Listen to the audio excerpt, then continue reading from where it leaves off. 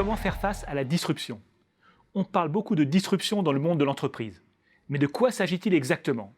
Ce phénomène se produit lorsque les entreprises d'un secteur d'activité doivent faire face à un nouvel entrant qui propose un produit ou un service nettement plus attractif, le réalise d'une manière qu'elles ont du mal à imiter. Il est bien incarné par Airbnb.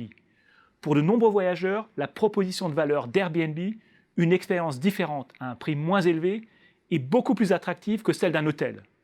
Pour les hôteliers, il est difficile d'imiter un business model qui repose sur une plateforme mettant en relation des hébergeurs et des voyageurs et qui ne nécessite donc aucun hôtel. Que faire lorsqu'on est confronté à la disruption? 4 approches sont envisageables. Racheter le disrupteur.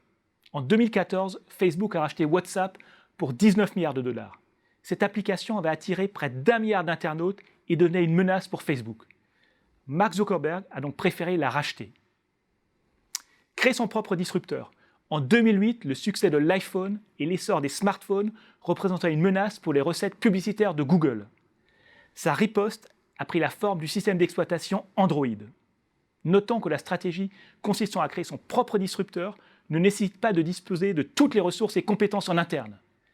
Incapable de fabriquer ses propres téléphones, Google a signé des accords de licence avec Samsung, HTC ou Sony, pour qui Apple représentait également une menace mortelle. Se replier sur une partie du secteur d'activité.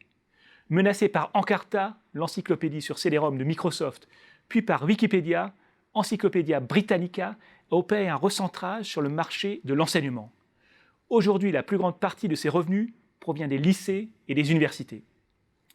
Quitter le secteur d'activité.